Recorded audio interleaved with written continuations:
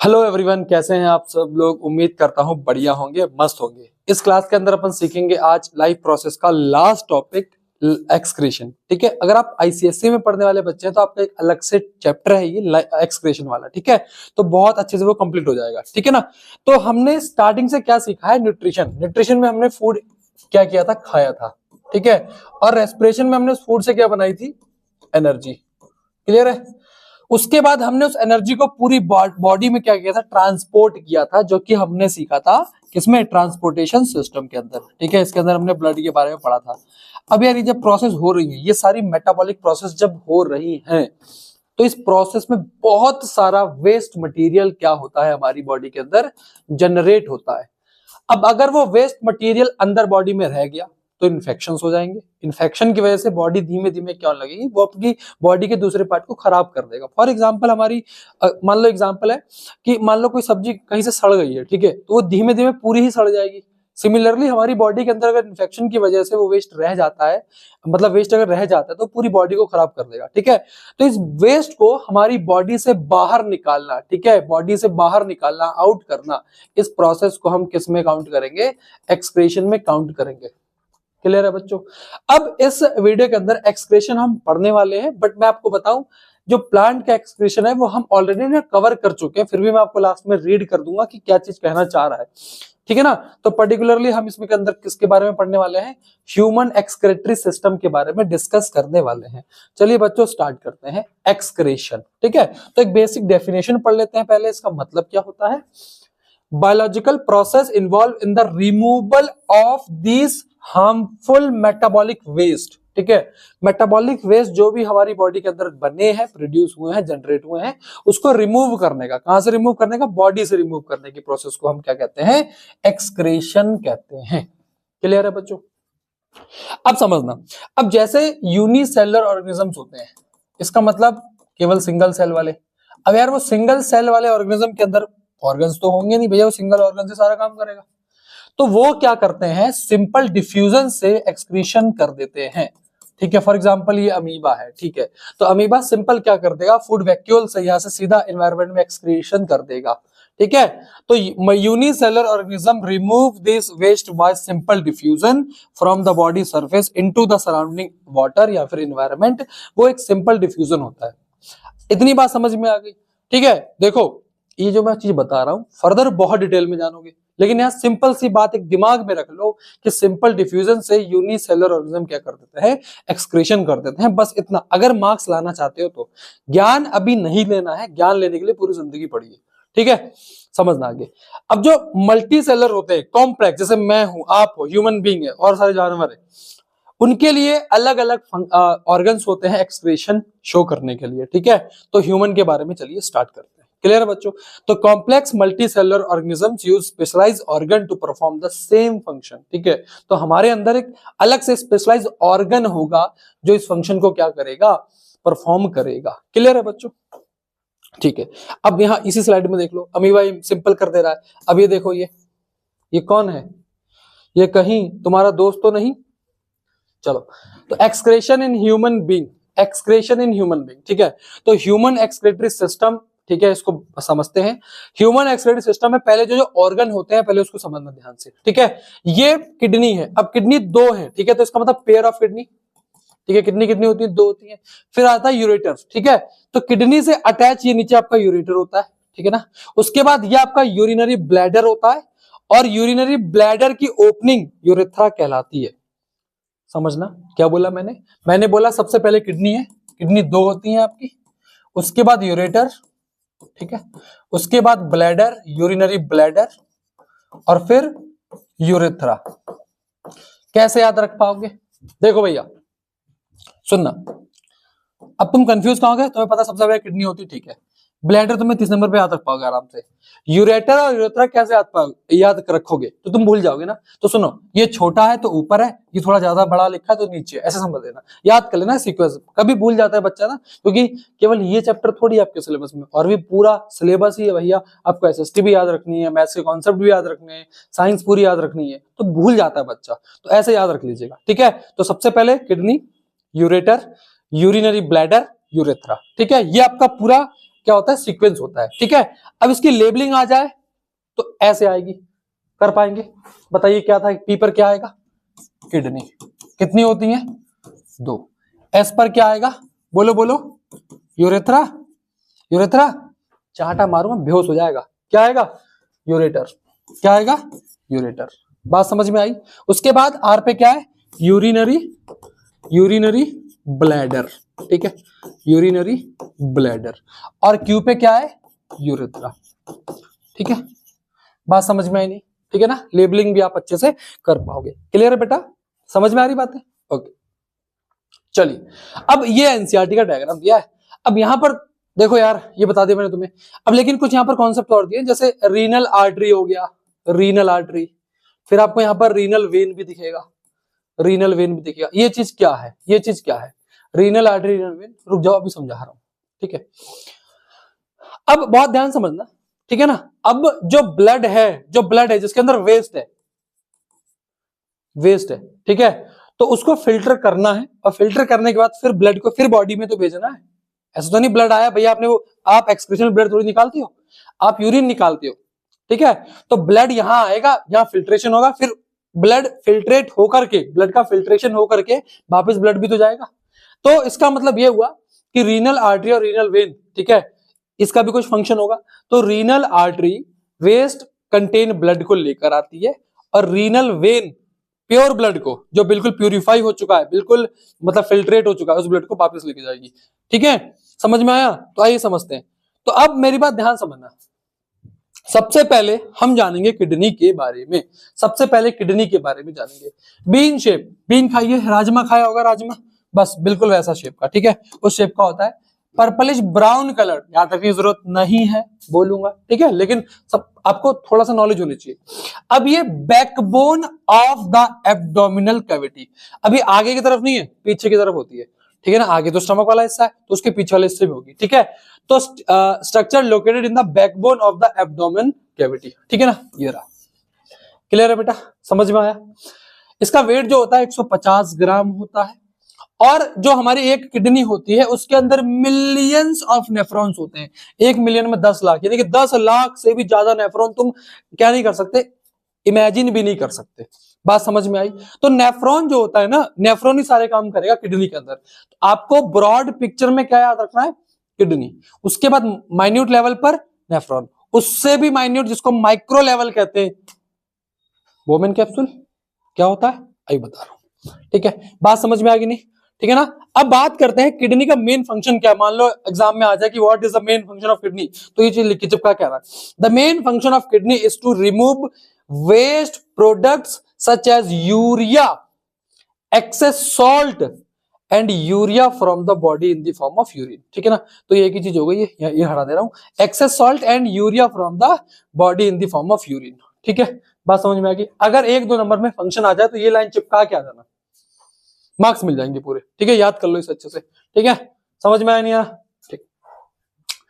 Urine produce in the kidney, urine कहां बनता है, किडनी बनता है, passes through the ureter into the urinary bladder where it is stored until it is release through the urethra. इसको समझना, क्या लिखा है, क्या लिखा है, बहुत ध्यान समझना, क्या लिखा है, क्या लिखा है सर, समझ में नहीं आया, समझा रहा हूं, देखना, बहुत ध्यान से देखना, इसी स्ट्रक्चर में समझो। देखो, यूरिन कहां प्रोड्यूस हुआ, किडनी में, किडनी से ये कहां जाएगा, यूरेटर के जरिए कहां जाएगा, यूरिनरी ब्लैडर में। ये एक आप समझ लो बैलून जैसा स्ट्रक्चर है, उसके अंदर बूंद बूंद करके यूरिन भर रहा है, भर रहा है, भर रहा है। वो जैसे ही भर गया, जैसे ही फुल हो गया, मसल्स ने न्यूरॉन को मैसेज दिया, और न्यूरॉन जाके ब्रेन को मैसेज ले गया कि वो भर चुका है। दिमाग में, तुम्हारे दिमाग ने तुम्हें अलर्ट कर दिया, तुम भागे सीधा कहां, वॉशरूम। ठीक है, वॉशरूम में जाकर के तुमने ओपनिंग खोल दी, यानी कि यूरेथ्रा खोल दिया, और यूरेथ्रा से आपने यूरिन को बाहर निकाल दिया। क्लियर है, बात समझ में आई कि नहीं आई? डन है। तो यही चीज मैंने स्लाइड में लिखी थी कि कैसे ट्रेवल करता है आपका यूरिन। ठीक है, यूरिन कहां प्रोड्यूस हुआ, किडनी में। ठीक है, वहां से यूरेटर के जरिए कहां पहुंचा, ब्लैडर में, ब्लैडर से ब्लैडर ने रिलीज कर दिया यूरेथ्रा के थ्रू बाहर। ठीक है, डन है, डन है। अब यार ये याद करने की जरूरत है, सुबह शाम जब जाओ वॉशरूम याद कर लो, हद हो गई है यार। मतलब मुझे समझ में नहीं आता, लाइफ प्रोसेस ऐसा चैप्टर था जो दिन भर हो रहा है तुम्हारी, मतलब पूरा चल ही रहा है दिन भर में। सुबह जब खाना खाओ डाइजेस्टिव सिस्टम याद कर लो, ठीक है, फिर थोड़ा दौड़ो वौड़ो, कुछ भी काम कर रहे हो, रेस्पिरेशन याद कर लो, अपने आप चलते रहा याद होता रह रहा है। ट्रांसपोर्टेशन याद कर लो भैया, अभी भी मेरे अंदर ट्रांसपोर्टेशन हो रहा है, याद कर लूंगा मैं तो ऐसे ही। मतलब कति बेवकूफी वाले काम है, 10th लेवल पे छोटा सा काम नहीं कर पा रहे हो यार। चलो, क्या पर्पस है तुम्हारी जिंदगी का? भी कोई पर्पस है ना? है कोई पर्पस, या केवल एक ही पर्पस है, गेड़ियां लगाते रहना पीछे पीछे? नहीं, पर्पस है ना। सिमिलरली यूरिन के बनाने का कोई पर्पस है। कैसा है? The purpose of making urine is to filter out nitrogenous waste product, ठीक है, सच एज यूरिया और uric acid and remove from blood. इसको ब्लड से निकालना, फिल्टर करना और बॉडी से बाहर निकालना, ठीक है। It take place in the kidney. कहां होता है? किडनी में। इसलिए किडनी को हम कहते हैं बेसिक फिल्ट्रेशन यूनिट। याद रखिएगा माइन्यूट लेवल पर, क्या रखना? बेसिक फिल्ट्रेशन यूनिट किसे कहते हैं? किडनी को। अगर ऑप्शन में किडनी है तो किडनी करोगे। अच्छा, अगर ऑप्शन में किडनी नहीं है, नेफ्रॉन है, तो नेफ्रॉन करोगे। समझ में आ गया? अच्छा, किडनी नेफ्रॉन दोनों, ऐसा कभी सवाल बनेगा ही नहीं, ठीक है। अगर किडनी है तो किडनी करोगे, नेफ्रॉन तो नेफ्रॉन करोगे। ऐसा कभी नहीं होगा कि किडनी नेफ्रॉन एक साथ दे देगा, ठीक है ना। बात समझ में आ गई? ठीक है ना, ये चीज याद रख लोगे, ठीक है। आओ, अब एक किडनी के अंदर मिलियन ऑफ नेफ्रॉन होते हैं। अब हम जानते हैं किसके बारे में बच्चों? नेफ्रॉन के बारे में जानते हैं। फंक्शनिंग ऑफ नेफ्रॉन सबसे कंफ्यूज होता है बच्चा, पता नहीं। बेटा एक बार समझा दूंगा, समझ लेना, ठीक है। एक बार समझा दूंगा, समझ लेना बहुत ध्यान से, ठीक है। आओ, मैं इसको बहुत अच्छे समझा रहा हूं। आओ बेटा, इसे मैं तुम्हें अच्छे से समझाता हूं, बहुत ध्यान से देखना बेटा। पहले समझ लेना, लिखा हुआ सब कुछ है, तुम्हारा भाई तुम्हें सब कुछ करके दे रहा है। अब सुनना, ये वो रीनल आर्टरी है जो ब्लड को लेके आई। कौन से ब्लड को? जिसके अंदर वो वेस्ट है, ठीक। अब वो लेकर आई, ठीक है। अब सबसे पहले किसने रिसीव करी ये चीज? तो ये स्ट्रक्चर जो है, ये कब शेप स्ट्रक्चर दिखाई दे रहा है, इसको बोमेन कैप्सूल कह रहे हैं। बोमेन कैप्सूल, ठीक है। तो क्या बोला? रीनल आर्टरी ब्लड को लेके आई जिसके अंदर वेस्ट है। किसने कैप्चर करा सबसे पहले? Bowman capsule. अब बोमेन कैप्सूल के अंदर कैपिलरीज, कैपिलरीज का मतलब छोटी छोटी ब्लड वेसल जैसी, छोटी छोटी ब्लड वेसल जैसी, उसका नाम है ग्लोमेरुलस, ठीक है ना। ये क्या है? इसके अंदर स्ट्रक्चर है। किसके अंदर? बोमेन कैप्सूल के अंदर स्ट्रक्चर है, ठीक है। होगा क्या कि जो ब्लड आया है, जो ब्लड आया है उसके अंदर से वेस्ट जो है वो कैपिलरीज में चला जाएगा, ठीक है। अब सुनना, वो वेस्ट जो है वो कैपिलरीज में जाएगा, इसका मतलब यूरिन कैपिलरीज में चला गया। बात समझ में आ गई? अब होता क्या है कि कभी कभी वेस्ट के साथ, हमेशा ही, कभी कभी नहीं हमेशा ही, उस वेस्ट के साथ कुछ फैट, ठीक है, कुछ अमीनो एसिड वगैरह, ठीक है, कुछ प्रोटीन वगैरह भी आ जाएंगे। लेकिन उसको तो बॉडी की जरूरत पड़ेगी ना। बॉडी को यूरिन की जरूरत नहीं है, लेकिन बॉडी को अमीनो एसिड, ग्लूकोज, वो जो आपके फैट वगैरह है उसकी जरूरत तो है ना।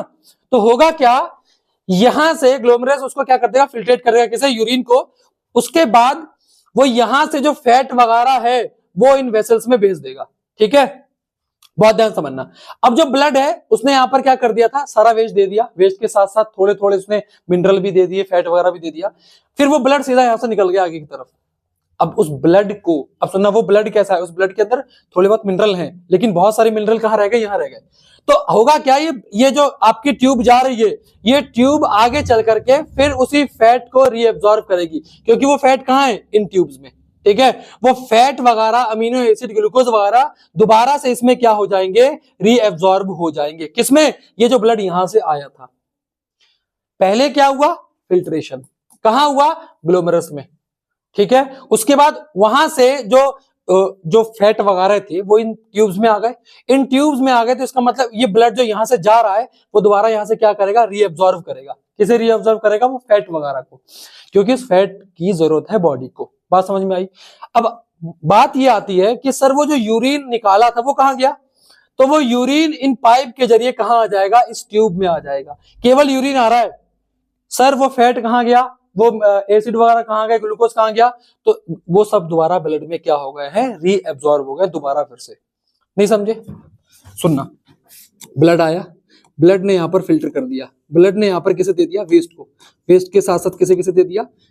ग्लूकोज वगैरह को दे दिया। फिर ब्लड यहां से सीधा चला गया, ठीक है। अब यहां पर सुनो, अब यहां पर ये जो चीज है, मतलब ग्लूकोज वगैरह है, वो यहां से वेसल के जरिए कहां चलेगा? दोबारा इस ब्लड के पास, ठीक है, दोबारा इस ब्लड के पास। और जो यूरिन है वो वापस कहां चला गया? इस गैप में, मतलब ये ट्यूब में, इस ट्यूब में। कौन सी ट्यूब में? इस ट्यूब में। बात समझ में आई कि नहीं आई? क्लियर हुई बात कि नहीं? ये चीज है, ठीक है ना। तो ये स्ट्रक्चर है आपको, अच्छा ये माइन्यूट लेवल पे और आगे जाके आप पढ़ोगे, फिलहाल आपको चीज समझ में आई होगी, ठीक है। तो होगा क्या, दोबारा फिर से ये ब्लड जो है प्यूरिफाई हो चुका है, मतलब उसके अंदर फिल्ट्रेशन पूरा हो चुका है, और फिर वो ब्लड इस किसके थ्रू, रीनल वेन के थ्रू दोबारा फिर से इसको कहां ले जाएगा, बॉडी के अंदर ले जाएगा। अब देखना, यहां समझो, इसके थ्रू ब्लड आया, इसके थ्रू ब्लड आया, यहाँ फिल्ट्रेट हुआ, फिल्ट्रेट होने के बाद ये देखो, ये जो आपकी कौन सी है बेटा, ब्लू वाली के थ्रू दोबारा फिर से कहां चला जाएगा, बॉडी में चला जाएगा। तो फिल्ट्रेशन की सारी कहानी कहां हुई है, इस किडनी के अंदर हुई है। बात समझ में आ गई। बोमेन कैप्सूल क्या था, बोमेन कैप्सूल क्या था, क्या था, वो छोटा सा सी शेप्ड आपका स्ट्रक्चर था, उसके अंदर क्या था, ग्लोबुलस, ठीक है, क्लियर है। क्या आपको 10th लेवल पे इससे ज्यादा पूछेगा, नहीं पूछेगा, ठीक है, इससे ज्यादा नहीं पूछेगा। ऑल्दो यहाँ पर बहुत सारी और फंक्शनिंग होती है जो कि आपको जानने की जरूरत नहीं है बच्चों, जो कि आपको जानने की जरूरत नहीं है। अब सुनना मेरी बात, जो चीज मैंने आपको समझाई वो दोबारा यहाँ पर लिखी हुई है। Each capillary cluster in the kidney is associated with the cup-shaped end of a coil tube called Bowman capsule. Her capillary kidney में, ठीक है, आपकी कप शेप स्ट्रक्चर से जुड़ी हुई है जिसका नाम है बोमेन कैप्सूल, ठीक है, जो कलेक्ट करता है किसे, जो चीज फिल्ट्रेट होने वाली है, किसे कलेक्ट करता है, जो चीज फिल्ट्रेट होने वाली है, ठीक है। मतलब यहां से उसने क्या निकाल दिया, जितने वेस्ट थे उसने कलेक्ट कर लिए, ठीक है। अब उस कलेक्शन में क्या क्या कलेक्ट हुआ था, ग्लूकोज हुआ था, अमीनो एसिड हुआ था, सॉल्ट हुआ था और वाटर हुआ था। बात समझ में आ गई। अब ये जो चीज है वो दोबारा क्या होगी, रीअब्सॉर्ब होगी। रीअब्सॉर्ब का मतलब क्या हुआ, दोबारा उस ब्लड में जाएगी, दोबारा उस ब्लड में जाएगी, ठीक है। तो ये रीअब्सॉर्ब होते हैं कहां पर, दोबारा फिर से इन आपकी रीनल वेन्स में, क्लियर है, बात समझ में आ गई। अब सुनना एक इंपॉर्टेंट सवाल, फंक्शनिंग ऑफ नेफ्रॉन में अगर लिखने को आता है तो अगर तुम्हें ये चीज याद है तो लिख देना, अगर तुम बहुत ज्यादा डल हो, याद होता ही नहीं कुछ, ये 3 पॉइंट लिख के आना। फंक्शनिंग ऑफ नेफ्रॉन क्या है, फिल्ट्रेशन, रीअब्सॉर्प्शन और वेस्ट मटेरियल का रिमूवल, 3 चीजें याद रख लेना, बस इतना लिख के आना कि functioning of nephron are dash dash dash, ठीक है, समझ में आ गया, क्लियर है, क्लियर है, बोलो क्लियर है कि नहीं। आओ ये डायग्राम और अच्छे समझा पाएगा तुम्हें, ये डायग्राम तुम्हें और अच्छे से समझा पाएगा, ठीक है ना। तो ग्लोमेरुलस यहाँ पर ये रहा आपका, ये आपका बोमेन कैप्सूल है। बच्चे बहुत कंफ्यूज होते हैं कि बोमेन कैप्सूल और इन दोनों में क्या अंतर है। तो इस कप शेप स्ट्रक्चर के अंदर छोटी छोटी कैपिलरीज है जो कि आपका ग्लोमेरुलस कहलाती हैं, ठीक है। इसी के अंदर क्या होता है, फिल्ट्रेशन सबसे पहले होता है, ठीक है। समझ में आया कि नहीं आया, कोई दिक्कत तो नहीं, okay. Bowman capsule is a part of the nephron which is a part of our kidney. The nephron is the filtering unit of our kidney, ठीक है ना। तो किडनी की फिल्टरिंग यूनिट कौन है, नेफ्रॉन है। There are about 1 million nephron in each kidney. Every nephron has a glomerulus which is a group of tiny blood vessel and starting point of filtering waste product out of our blood, ठीक है। Blood से filtration कहां start होता है, तो glomerulus में होता है, ठीक है। बात समझ में आ गई कि नहीं आ गई, कोई दिक्कत तो नहीं। फिर यहां से वो वेस्ट आपका आगे चला जाता है, ठीक है।